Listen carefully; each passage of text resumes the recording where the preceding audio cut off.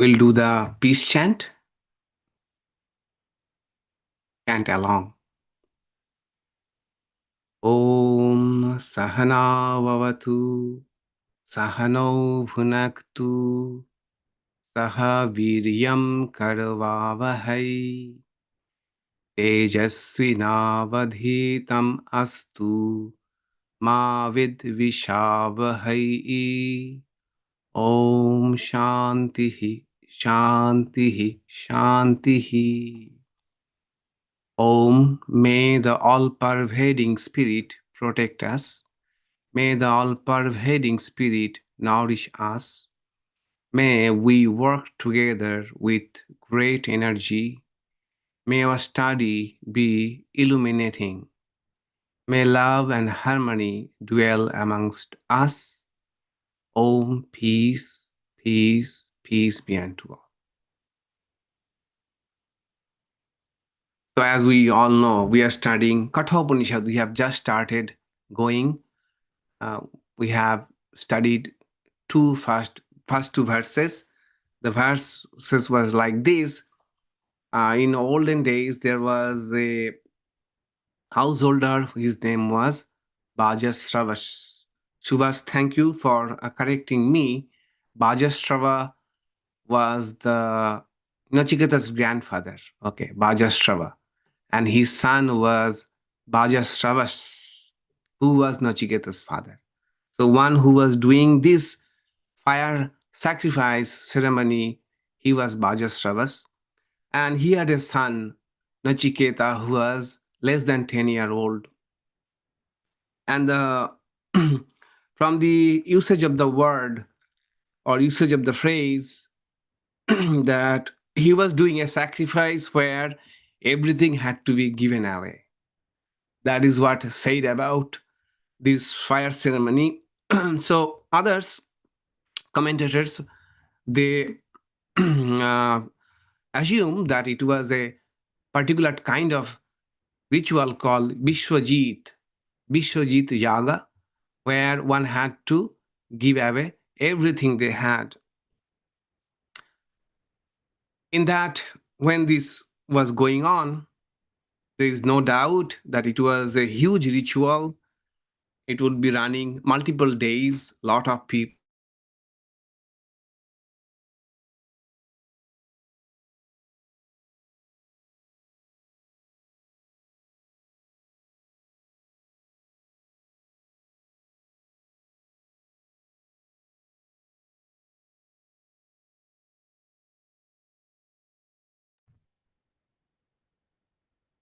Okay, can you hear me? Just raise your hand. Okay, good. My microphone got disconnected. All right, so Nachiketa, less than 10-year-old boy, Shraddha entered into his heart. So Shraddha entered into his heart. This Shraddha has got different connotations. Here, we shall see further that this Shraddha can also mean dignity or self-respect, self-esteem, moments of, dignity, moments of recognizing our self-esteem, our self-worth. All of these can be expressed through the word Shraddha.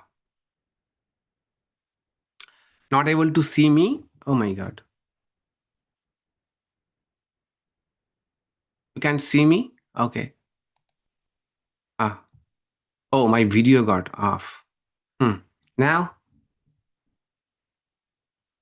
Now also you can't see me. Okay.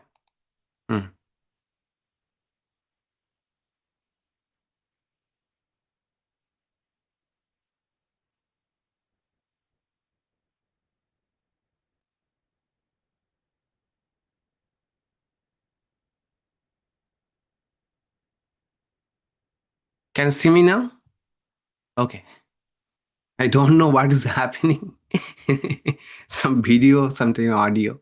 Anyway, so Shraddha is a very important word. Shraddha entered into his heart means it was not like that a virtue suddenly entered from outside. here entered means it was a flash. It was a flash, momentary flash of dignity, of moral clarity. And then he, after entering that kind of thought, first of all, why this kind of thought entered, or this kind of moral clarity? What was the occasion that suddenly the moral clarity happened? Suddenly the dignity happened. So for that we have to follow the next verses. Question is, how do we know the sacrifice was Biswajit? It is not mentioned in the first couple of verses. Exactly. It is not mentioned in the verses, but I think Shankaracharya mentions, Shankaracharya in his commentary, from the usage of the phrase that everything was being given away. He took part in a sacrifice where he was giving away everything. And it is a hallmark of Biswajit ritual that one has to give away everything. So that's how we can kind of infer it was a Biswajit yaga. So then what was the occasion that this question entered into Nachiketa's mind? Then we see in the next verse, I am sharing with you verse number 3.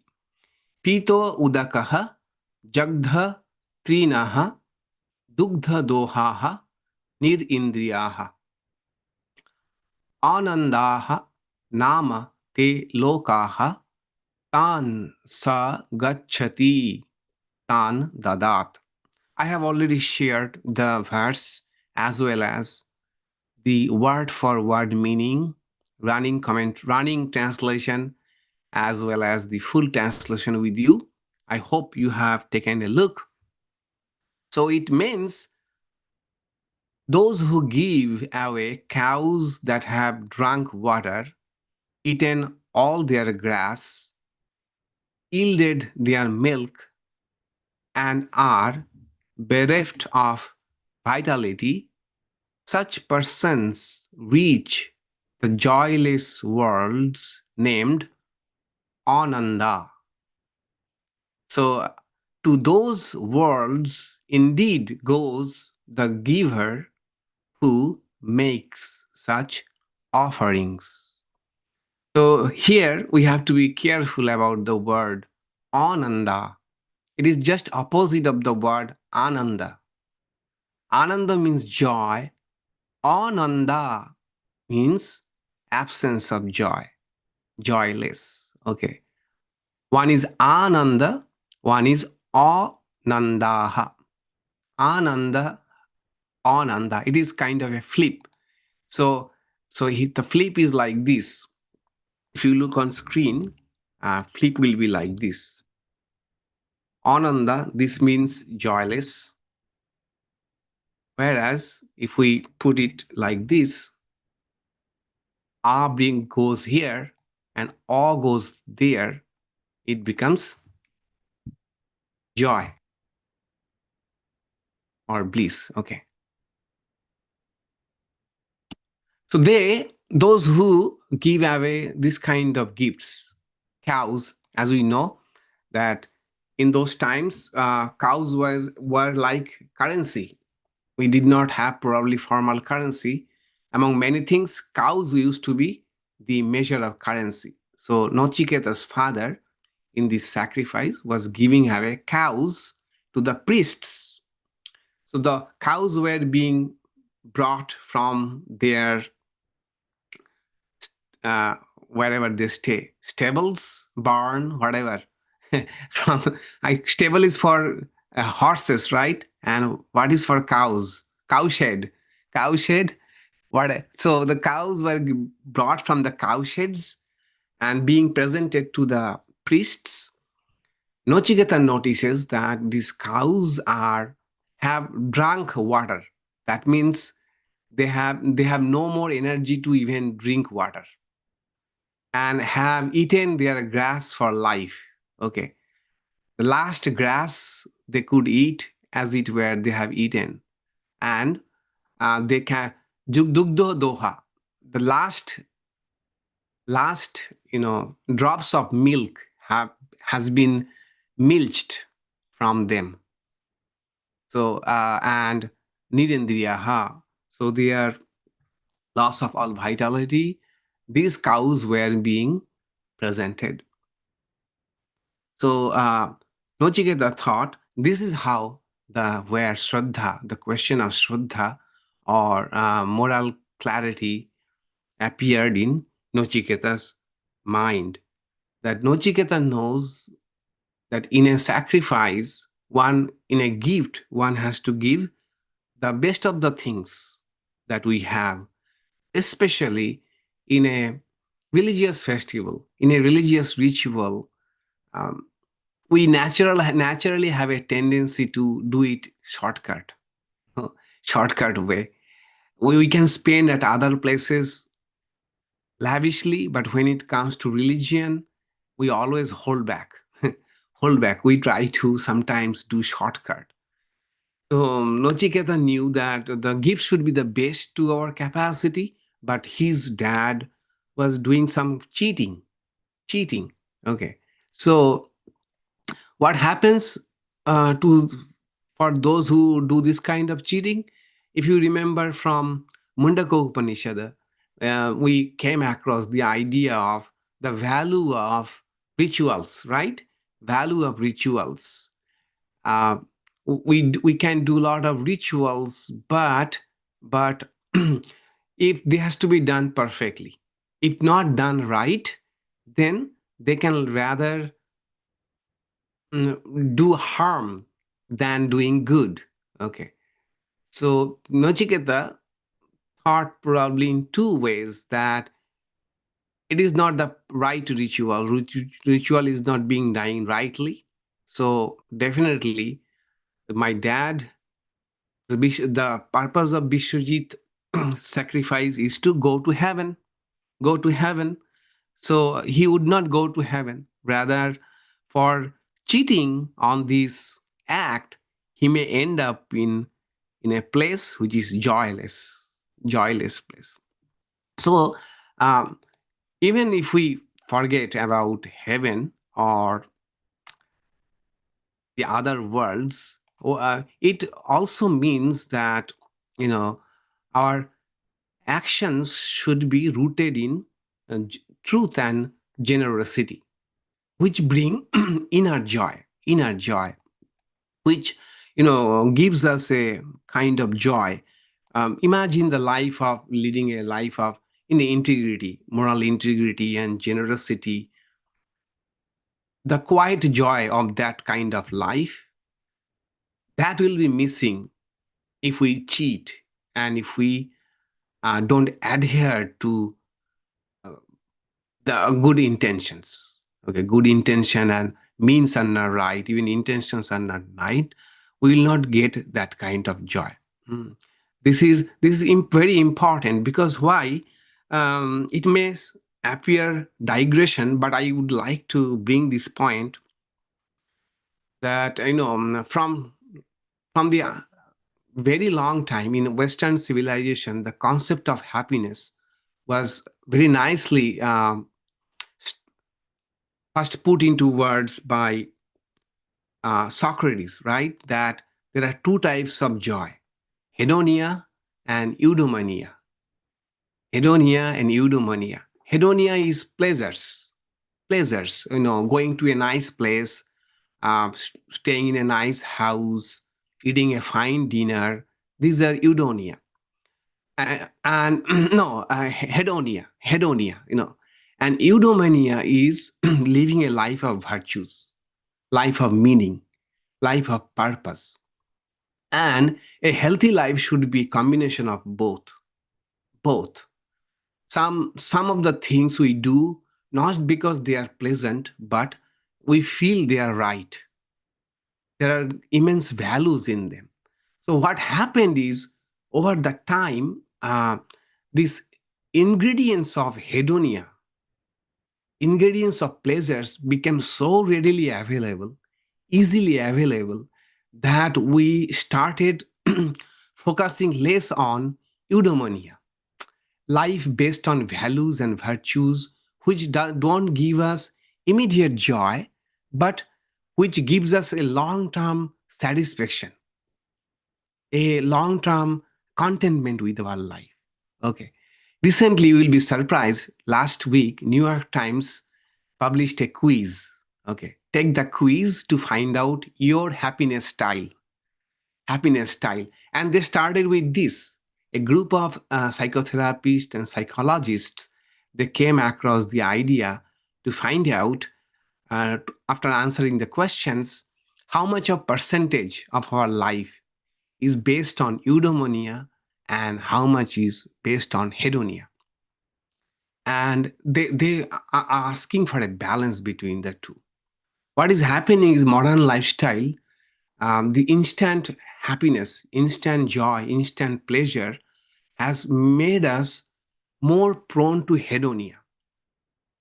And but problem of hedonia is it cannot give us satisfaction, long-term satisfaction. That's why in terms of history, we are living in the most prosperous time of the world. People now the most prosperous time. People are most prosperous in terms of whole civilization concerned, but people are also feeling meaningless, purposeless life because the life of values, life of moral integrity, that is lacking. Okay, so Shraddha, that is one um, definition of Shraddha, and that was bothering Nachiketa. That if my father uh, violate the moral values, then he will end up in a world which is joyless, joyless. And it is same for us, same for us. The more we abandon the moral values, we'll find that our life has become more and more meaningless and hollow. Although we have everything we wanted, even more than what we dreamed of about our life, we might have. But since life is not based on some strong moral values, virtues, we might find that life has no meaning at all. Okay, so this is what Shraddha we should think about. Shraddha is about questioning this, questioning abandonment of moral values or integrity. That is what was bothering Nochiketa. So that's why he started thinking. What he started thinking that what will happen to my dad, who is clearly violating a good life, a life of eudaimonia, a life of purpose. That, now we understand what it means that Shraddha entered in the heart of Nachiketa, right? Any question about this verse? We can move to the next. Otherwise,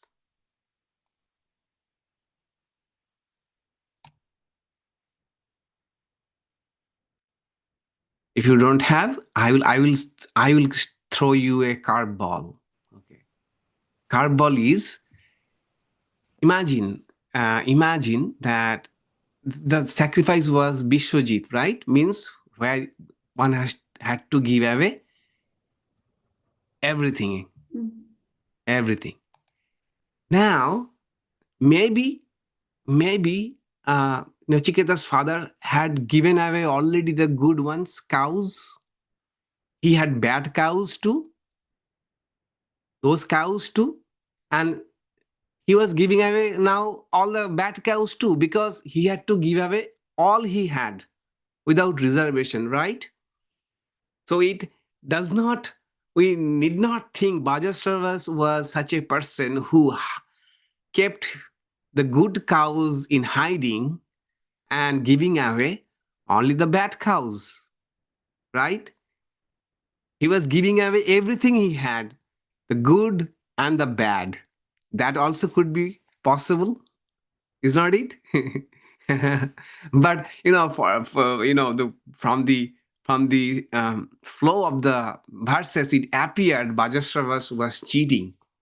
It may not be. Probably he had given away everything he had, including good cows and bad cows. But the point is, Nochiketa noticed the bad cows, and that he started questioning about. Okay, so Vajrasrava's, the narrative is not so simple. Nochiketa's father was all cheater. He was not giving him a good cows. Probably he already had given when Nochiketa was absent. Or Nochiketa thought, yes, good cows are giving my dad away.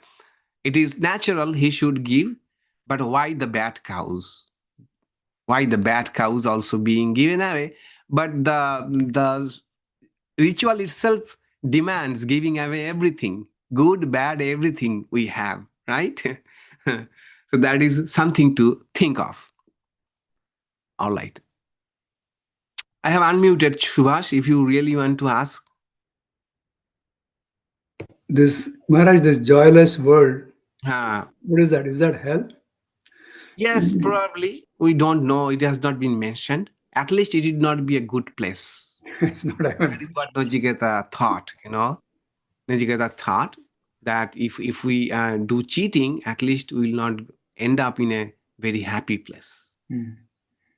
Temporarily, we can be happy, temporarily for the cheating, but ultimately, we will not end up in a very happy place.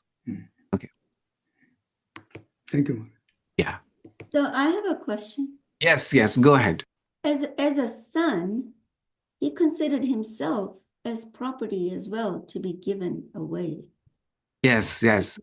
Yeah. So Yeah, that we shall come to children that. properties in those days, or No, it was not property, but Nochiketa, he's less than 10-year-old, so probably he thought, I can, I don't know, I should be given away or not, but can I compensate for the bad gifts? Okay, that will come in the next question. He will also reflect that what kind of son I am. Am I also a poor quality? No, he says no. I have some self-worth. I have self-esteem. So I can be given away. I will be a good gift to anybody. So that's why he thought that I can compensate probably father's shortcomings by offering myself. Okay. makes sense. Okay. Yeah. Not because he was a property, but that is what came across his mind, and the courage. That is why he is so courageous. Did I see anyone's raised hand? Yes, Maharaj. Yes. Okay, yes, Preeti. Yes. Pranam, Maharaj. Yes. So the hedonia and eudaimonia, can we kind of correlate with the Shreyas and Preyas? Kind of. We can indeed. It will be, yes, it will be brought by Yama, the idea of pleasurable and the good. Okay. Pleasurable and the good. Yeah, indeed. It can be compared with Shreyas and Preyas. All right, so next verse.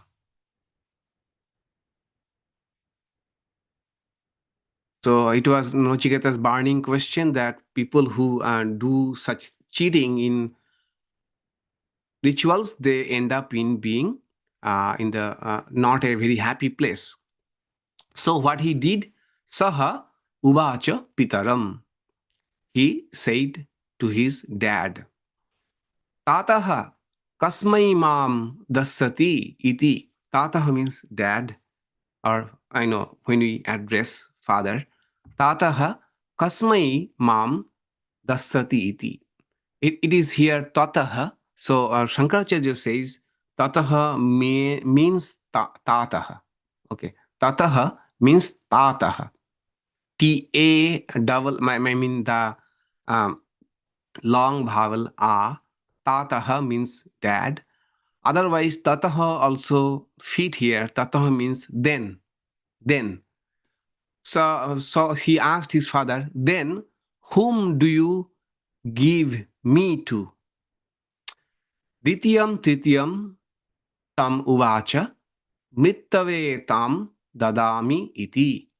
He said to his father, "O father, to whom will you give me?" A second and a third time he asked, and the father replied, "To death I give you." Okay, this is an interesting turning point, moral awakening in Nachiketa. So he wanted to compensate for the lacking his father had. So Nachiketa thought, I should also be given away because my father is doing Vishwajit Yaga.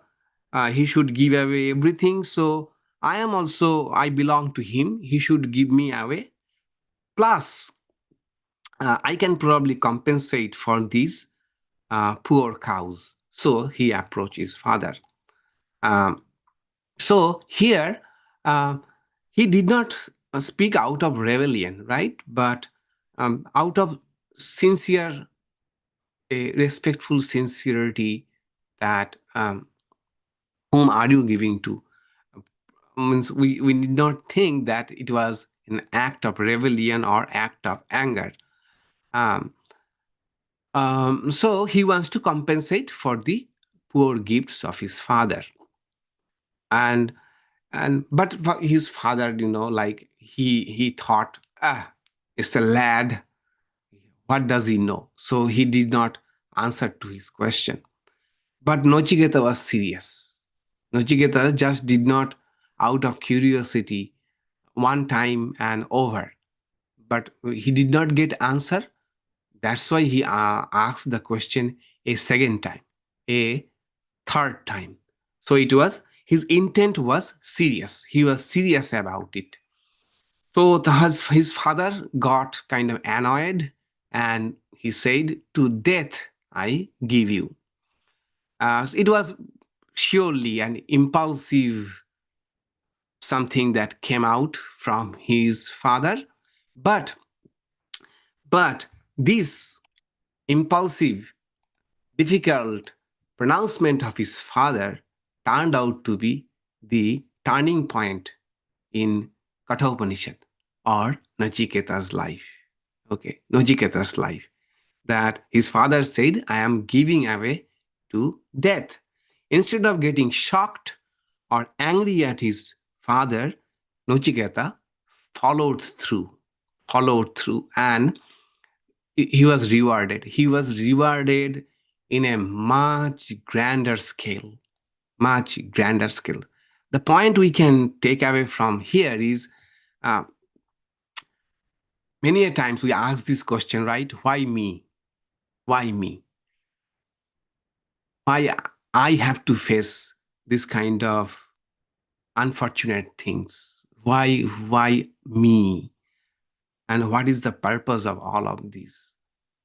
From Nachiketa, we can learn this fact that in difficult times, in fact, if we can accept them, this difficult situation, with the open mind and curiosity that what I can learn from this situation, instead of trying to fight the situation, instead of trying to avoid the situation, resist the situation, what is in me, what is in me to gain from these circumstances, what we can learn from it. And indeed, we know stories of ourselves and our friends that it was most of the time the difficult times that ushered a new way of life to us. It was painful and we had to go through a lot of difficulties. But if we could go through all of these, something extraordinary thing happened. We probably discovered some hidden strength in us, or we started appreciating life more. We started appreciating our relationships more, or Sometimes all of these situations made it clear that what is essential, more essential in life, where we should put our effort and energy and time, right? So Nachiketa also, instead of getting shocked or angry about his father's impulsive reaction that I give you to death, that means go to hell, right? Go to hell. Plain language, go to hell. And so he said, so he accepted it. So his father did not mean to really give Nachiketa away to death. No father actually would want the death of his son, and that too for such a tiny minor offense. Which father would want his son to be dead? No one would. No parent would want. So Nachiketa also probably understood that his father was said this out of annoyance, but he did not want to let his father's words go in vain. He did not want that his father's words turn out to be false. So instead, he started thinking, what purpose can I serve for Yama? He did not get perturbed. He did not get angry. He instead started thinking, well, my father has given away whatever in angry mood, in impulse, but I should not let it be a false proclamation. I will make it truth. Since he has said so in front of others, in front of the fire, in the ceremony, so I should not let it be to be a false in vain. Rather, what purpose can I serve of Yama, the king of death? My father is giving away to the king of death. Instead of giving me to the priests who are present here, my father chose me to give away to death. The king of death is Yama. In the Indian legends, in the mythology, Yama was the king of death. He was a noble, wise man. From him, Nachiketa would learn all the secret of spirituality, but he is the one also who deals with people's death. So Nachiketa started thinking, what can I do for Yama? Okay, so what he started thinking? He started reflecting. Thus, next, any question about this mantra? Okay, if you have, feel free whenever it comes to your mind. So now he started reflecting. What? After his father said, I give you to death, Nachiketa thinks, Bahunam emi prathamaha, Bahunam emi madhamaha, Kim sit yam, Kim sit yamassa, okay. Kim sit yamassa kartavyam, Yat maya adya karishvati. Nachiketa thought, reflected, among many, I go as the first. Among many, I go as the mediocre. What is that duty of his which I must now perform? His means yamas. What duty of or what purpose I can serve for Yama.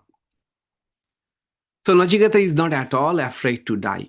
Go to the king of, go to death means die. Nachiketa is not afraid to die.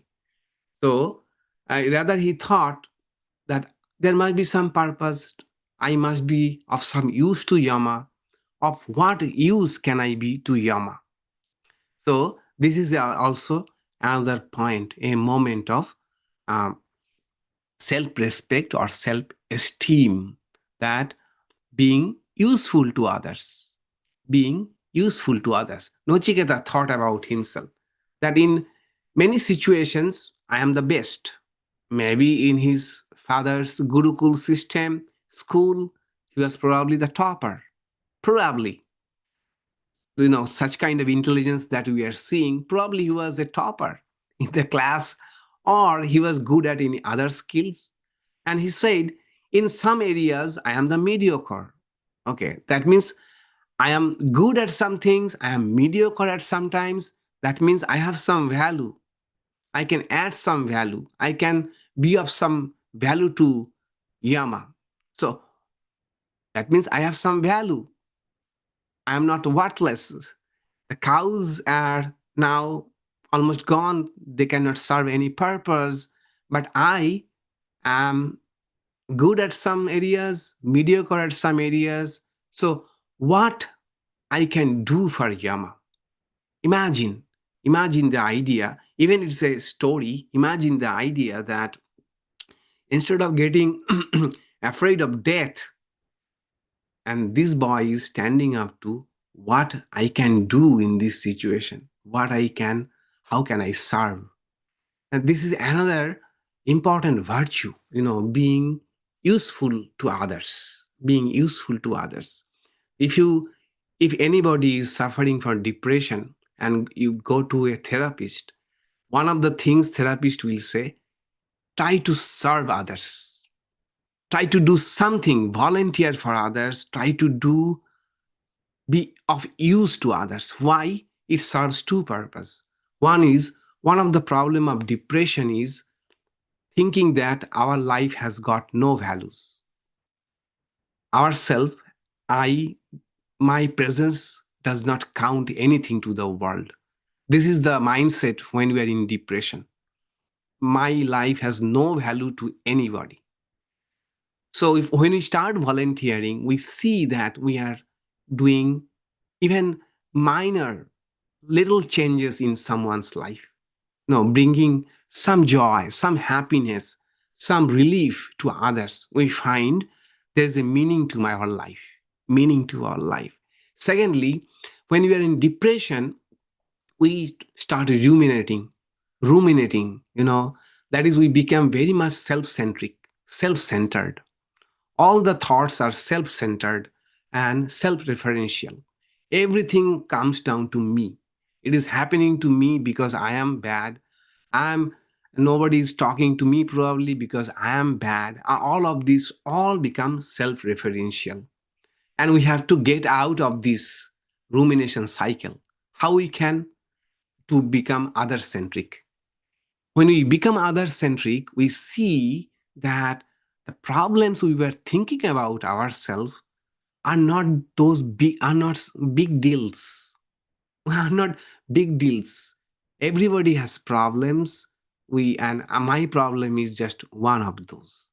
We see others' problems, others' sufferings, and we start thinking about others. So it helps us to break the ruminating cycle of always asking about what have I got, what is in it for me, how happy am I, or what is the value of my life. Always me.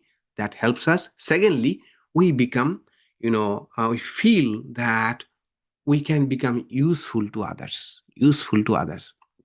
I read sometimes such stories that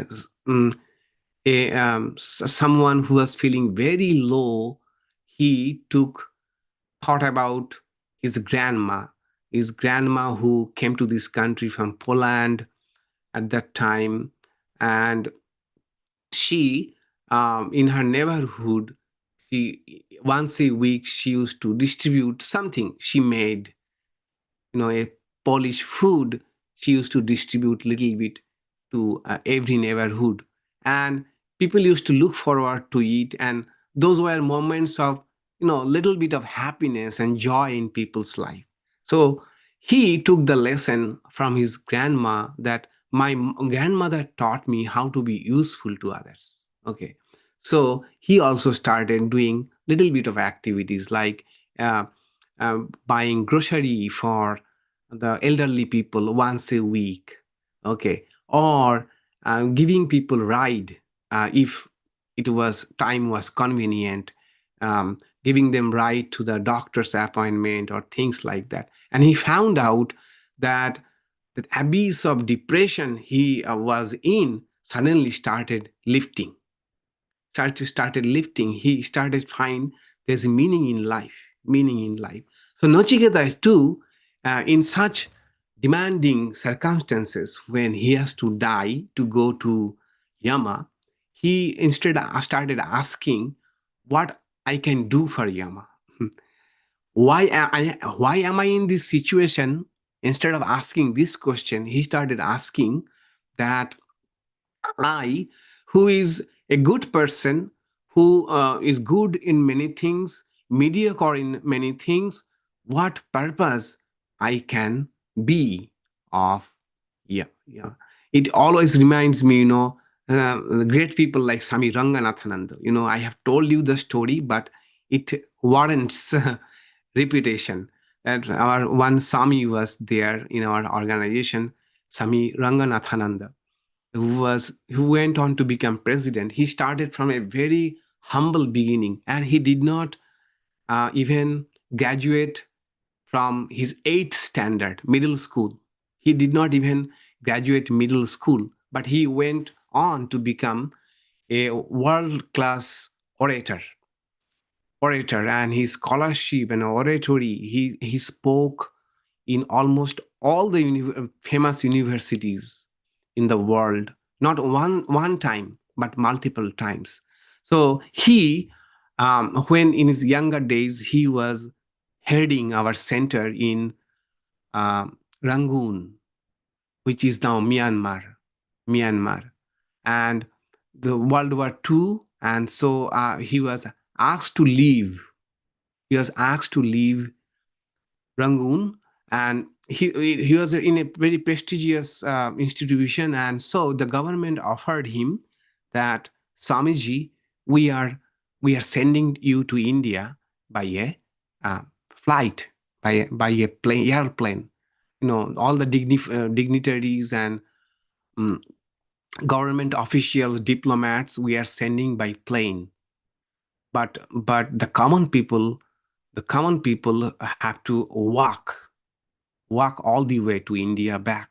Indians who got settled in Myanmar, they have to go back to India. So Swami Ranganathananda said, no, I will walk with my people. Not only that, I will serve them in their journey. So for 90 days, he walked with people. And in forests and people and places, he did not, many days, they could not eat anything. So some of the days they ate only leaves of the forest. And they did not recognize all the trees. Some of the leaves were poisonous. So when he reached India, his weight was 60 pounds. 60 pounds, that is less than 30 kgs. He was a tall, healthy guy, and he reduced to 60 pounds. Why? That he not only would walk with people, he would serve them. He served them. He served them any way he could. He cooked for them. He gave them, spiritual assurance, peace, joy, strength. And so, see, Nachiketa, such a situation, how many of us will, if we are asked, leave America right now, we can send you by plane or you have to walk up to Mexico. And all of us will probably say that, okay, we'll go by plane. But here is someone under such situation, not only rejects a comfortable life, but he says, how can I be of use to people? Ranganathananda was totally, infused with the spirit of Swami Vivekananda. That Swami Vivekananda said that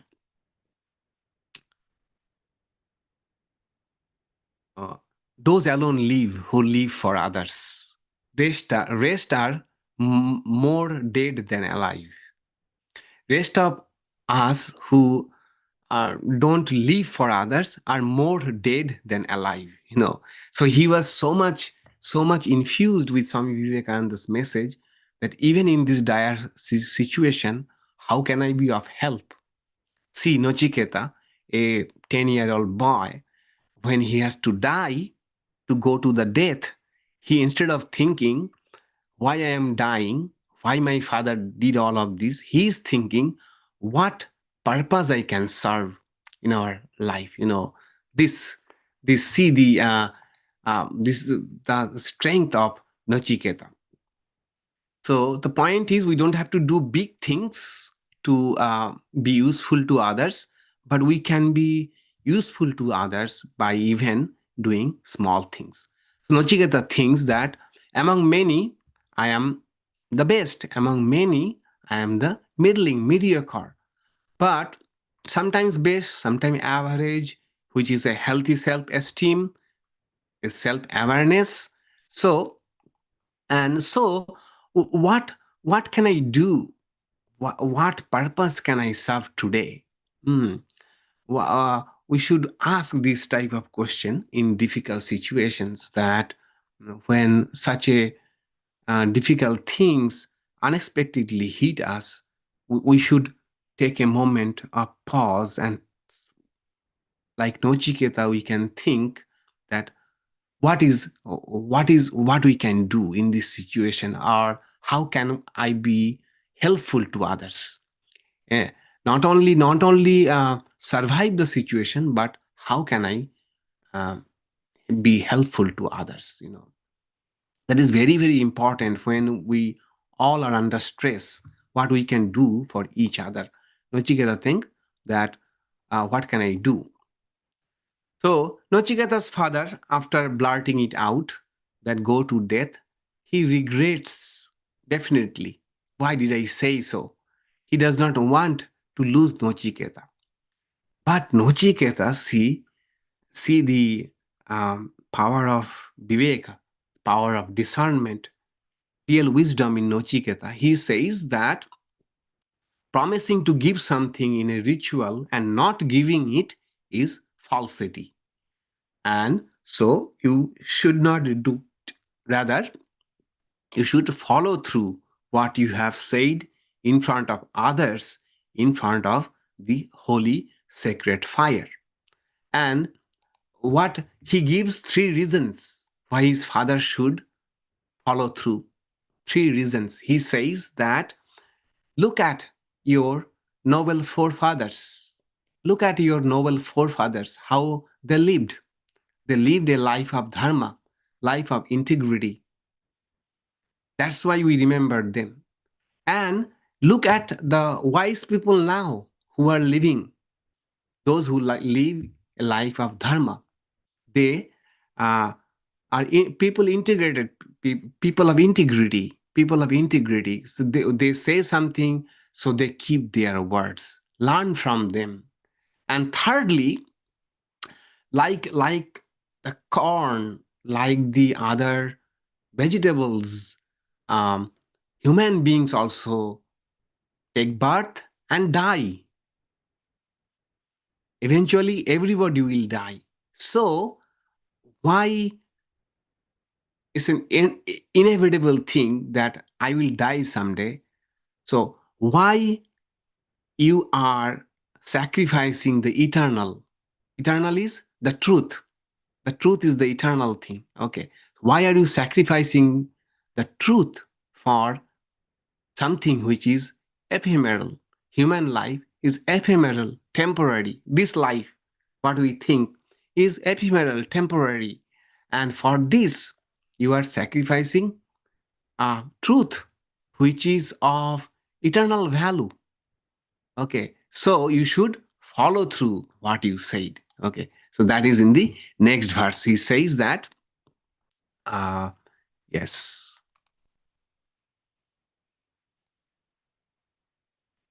Anupashya yatha purve patipashya tatha apare shasyam iva martyaha pachyate shasyam iva ajayate ajayate punaha.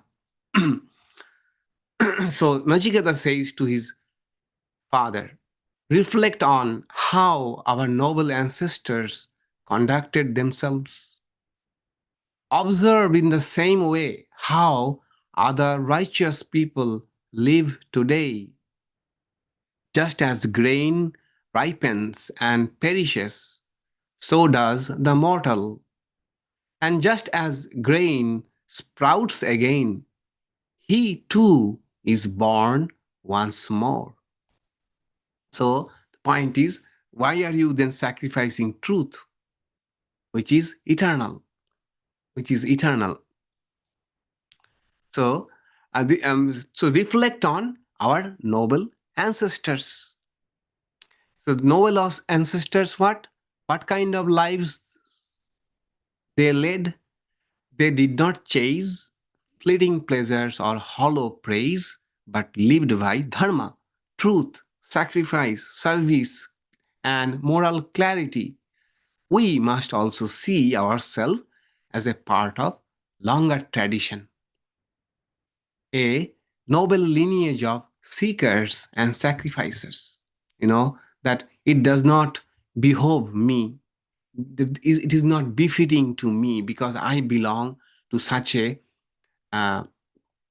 lineage of great people, noble people.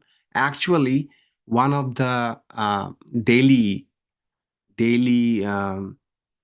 rituals, sacrifices that a traditional Hindu is supposed to do is the Pitri-yaga.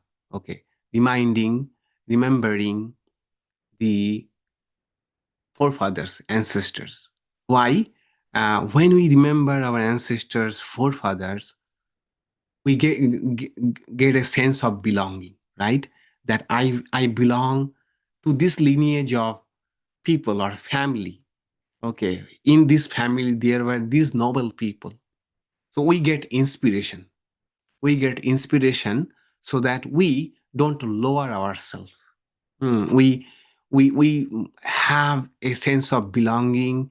We have a sense of dignity, that belonging to such a lineage, how we can do such ignoble things. Okay, so that is a lesson for all of us, that those who are walking the path of Vedanta, we should also think that who are our ancestors, who are in the lineage, all these people. Nochiketa, we belong to the lineage of Nochiketa. We belong to the lineage of Ranganathananda, whose story we just shared. Because they were, how did they get the strength to live such a courageous life? It was Upanishad. It was Katha Upanishad, or the spiritual literature that gave them the strength. So we should also remember that we are not just random individuals. We are not just this small family of people.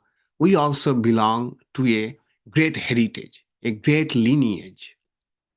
All the spiritual masters, all the spiritual wisdom. And Swami Vivekananda said Veda means entire spiritual wisdom. It is not confined to any particular area or language. All the spiritual lineage of the world, it is our heritage. We belong to that lineage. If we can remember that, we will find that moments of lowness, moments of confusion, moments when we find that we are not finding strength or courage enough to walk the spiritual path or moral path, we will find that no, there is hope. There are many people before me who walked this path, they succeeded, and they led a noble life. I belong to that heritage. I also should live up to that. It's an inspiration. Nochiketa, imagine Nochiketa, the 10-year-old boy, he's reminding his father about, look at what your noble forefathers did. They did not sacrifice truth for tiny things. So you also should not sacrifice truth. What is the truth? That you have given away me to death. I should die. I should die. This should not hold you from following through the promise you have made in front of so many people, in front of the society, moreover, in front of this holy sacred fire. Look at your ancestors. Not only that, anupasya tatha apare. Even look at now around. If you cannot think of your ancestors, if they have faded into long distant memories, look around. There are noble people around who are standing up, who are living a courageous life. Look at them. What you will see, that they are people of integrity. Whatever they say, they follow through. They are people of who feel for others, who serve others. So you also should not, looking at them, anyone who is walking the path of integrity, you pay attention to these great soul studies, derive your energy, courage, and inspiration from noble people, not necessarily loud and noisy people. Nowadays the problem is only loud people are we come across because of the media. The algorithm is like that only loud people, who are sometimes aggressive people, toxic people, they are dominating our social consciousness. Okay, the noble people, we are not getting inspiration from, but we have to look around. We have to look around, and we have to get inspiration from our life from them, not comparing our life with these loud or toxic people, cruel people. No, we should rather draw our strength, draw our moral positions from noble people around, who may not be so much popular in social media because algorithm does not boost them. They do not post inflammable ideas, and so social media do not promote them. But our standard should be, even one good person, one morally upright person, we should rather identify with them, and then we should take courageous action, what we should do. And finally, the philosophical part of it, that every human being, Nachiketa says, the age they weaken eventually die. Just as crops and the grains mature and fall, so it is, no one of us will last forever.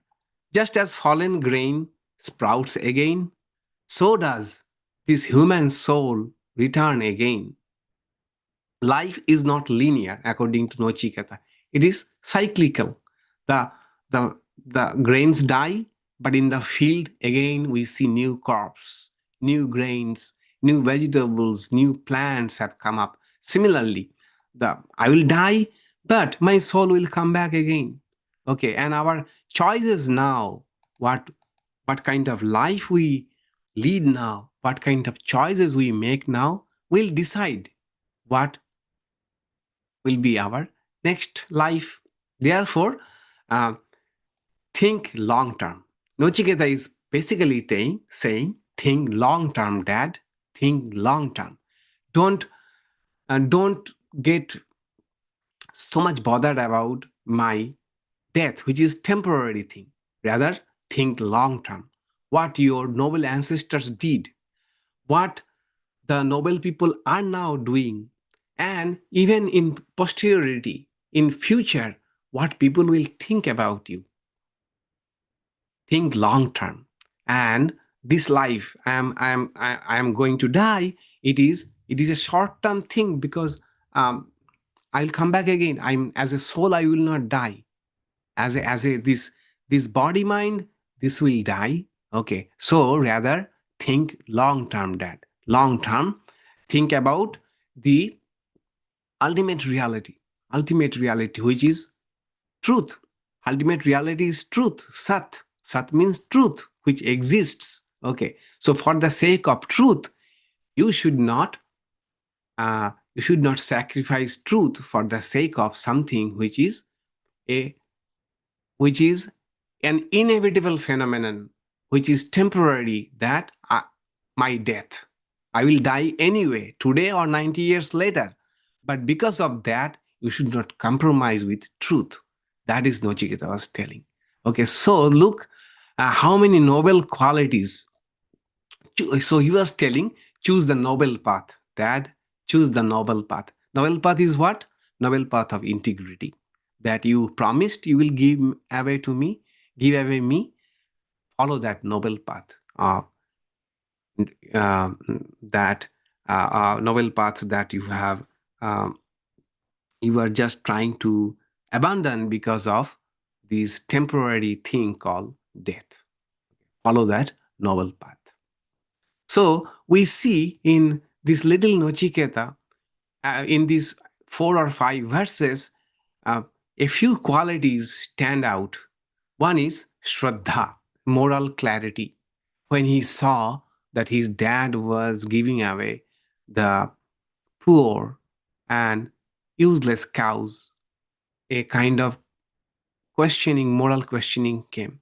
Then a truth, Satya, integrity about that you are not doing the right thing, what you should be doing. So adherence to truth. Then also thinking that I am not worthless. So if I am being donated, gifted to Yama, that means I can be useful to Yama. I can be useful. This is called Atma Shraddha, a faith. It's not, self-esteem has a problem. Self-esteem has a problem because self-esteem is, especially in the West, self-esteem is many a times tied with our accomplishments. Many a times, say as if self-esteem we can gain only through our accomplishments, achievements, that will give us self-esteem. But this self-esteem is an intrinsic faith in our own goodness, our own worth. Okay, no matter what or no matter where we are, all of us have an intrinsic value, intrinsic capacity to love, capacity to be loved. Okay, irrespective of what we are doing and where we are, this faith that I have self-worth, self-esteem, that is Atma Shraddha we see in Nachiketa. And finally, a viveka, a discernment. Discernment is what is permanent and what is temporary. What is short-term gain? What is long-term gain? Okay. What is subtle things like seeing the value of nobility in ancestors, nobility in present people, good people. Okay, look at them. Don't look at people who appear to be gaining, so-called gaining. Okay, those who are gaining are appearing to be having a lot of fun. No. Look at them who are living a novel life. So think this is called viveka. All the functions of viveka, discernment, that thinking long term versus short term, thinking in terms of values instead of pleasures, thinking about what ancestors did and what the following generations will know, than thinking about only the present moment and thinking about the soul which is permanent, and then thinking ourselves only as body which is temporary. So nitya anitya vastu viveka. So what is real, permanent, more satisfying, more good, and what is pleasant, temporary, and short-term effect. Try to capacity to distinguish them.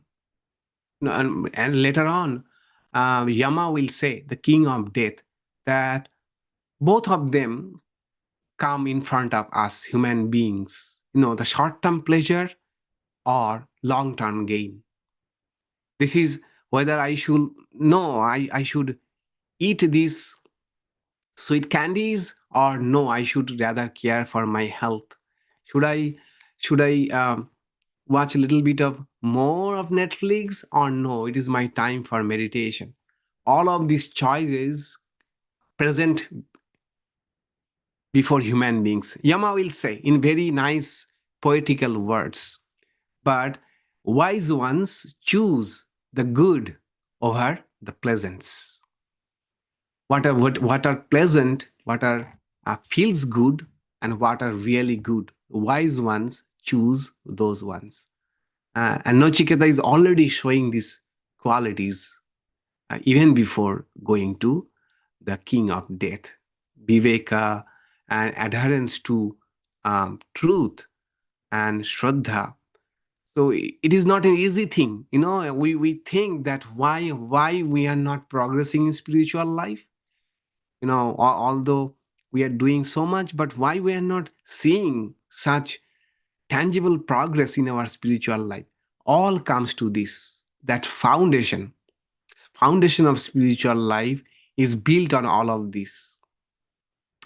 Capacity to think long term, capacity to forsake the pleasant for the sake of the good, capacity to stick to moral values, even if it means discomfort, distress. All of these are foundation of spiritual life. And that's we will see why Nachiketa receives the spiritual gifts from Yama, because he already had those qualities. So this Upanishad is in the form of stories through the characters of Nachiketa are actually trying to show us, this is important, what a ideal aspirant spiritual seeker should be like. Okay. Instead of telling the spiritual seeker should have these virtues, Upanishad is telling the story through the life of Nachiketa, telling us what it takes to really do progress in spiritual life. Okay. So we stop it here. So Nachiketa convinces his dad that let me go, and he goes to the king of death, Yama, and we shall see next chapter the interaction between Nachiketa and Yama. Okay, go ahead and ask any question if you have.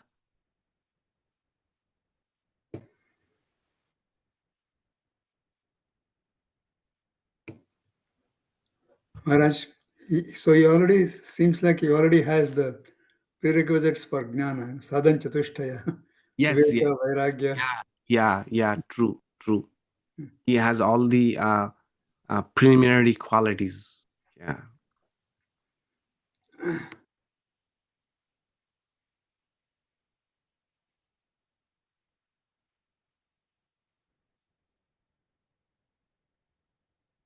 Yes, please unmute. Yes, go ahead. So no matter what the father does, if he changes his behavior, his initial intention has set some karma in motion. He still has karmic effect, right? Mhm. He still has to pay that Yeah, because it's just sets it in motion. yeah. And so then perhaps if he changes his behavior, Mm.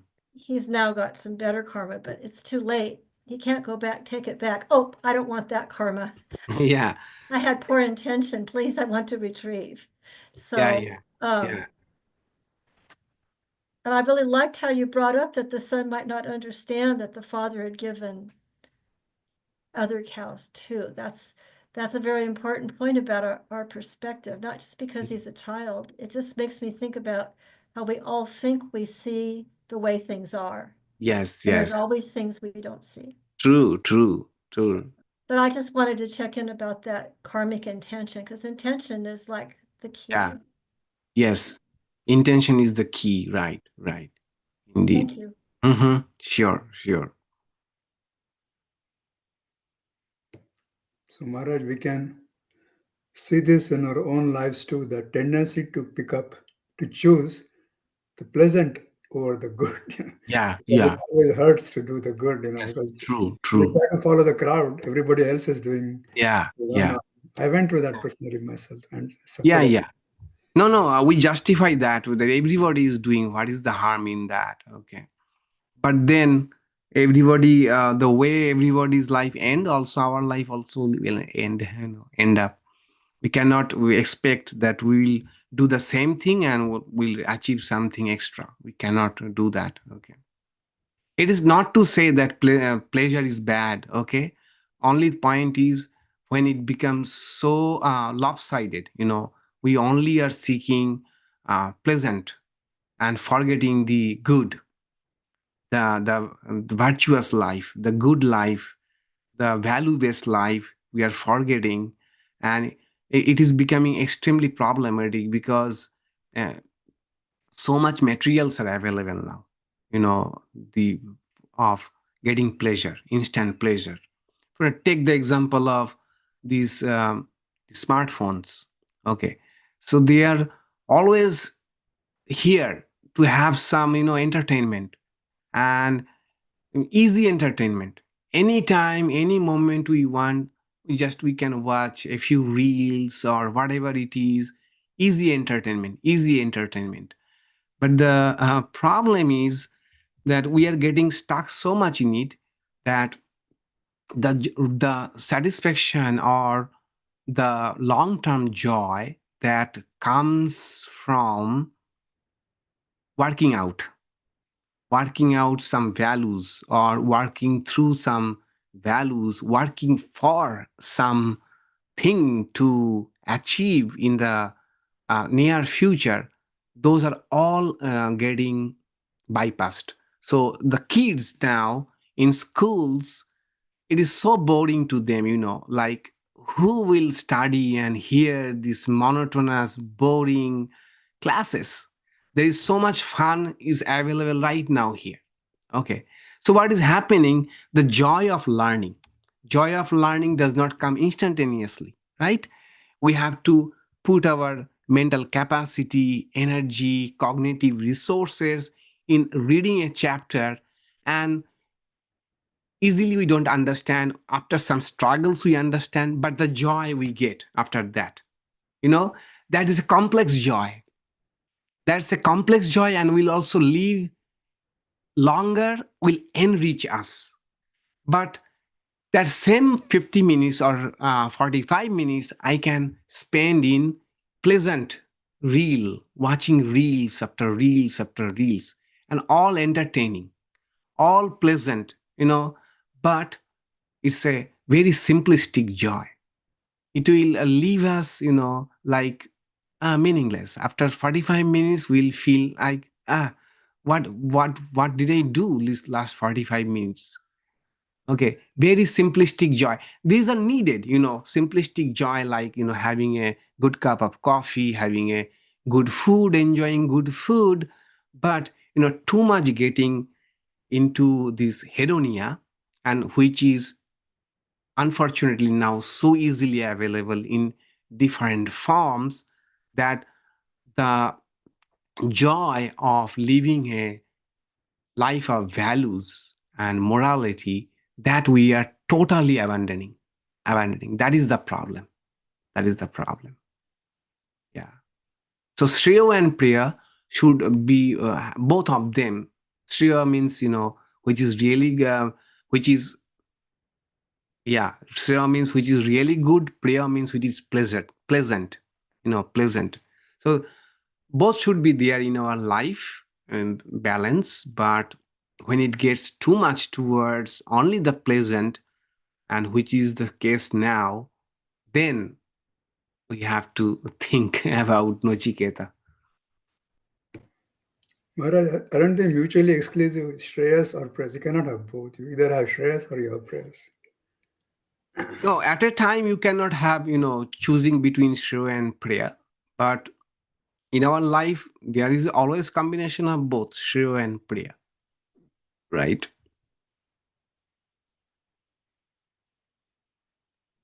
So I am wondering, Nachiketa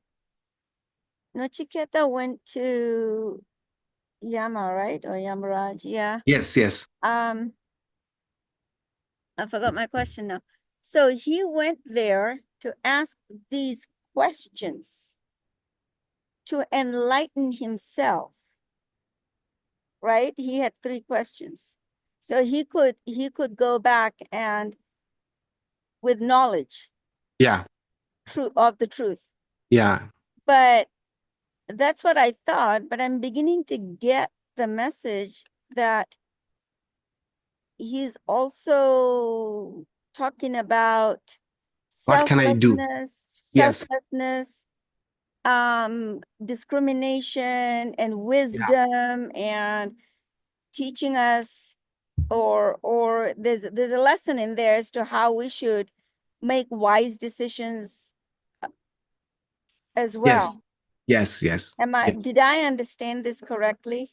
Yes, you did. You did. I mean, what we learned from these 5 or 6 verses, that these 6 verses are showing, highlighting some of the qualities of Nachiketa, which we may miss, which we may miss at all. Because easy flowing like a story, but if we just stop and think what Nachiketa is doing, in the whole perspective, all these virtues are now standing out.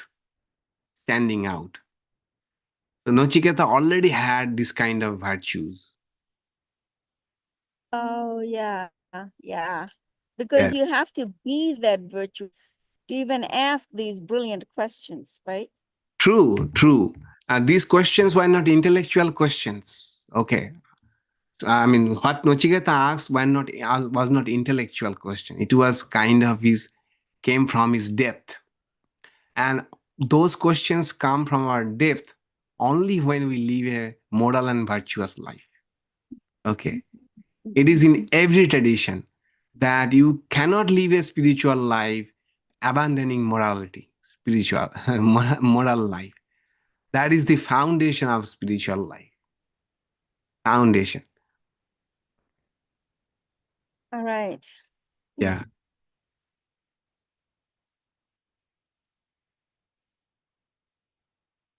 All right. So no more question. We shall then start next day with the Yama episode. Okay, Nachiketa goes and what happens there. All right. All right. Let's say Shanti, Shanti, Shanti together. I wish all of you a great weekend. Or this Sunday is Mother's Day, right? This Sunday is Mother's Day. So enjoy all of you Mother's Day. Om Shanti, Shanti, Shanti. Om peace, peace, peace.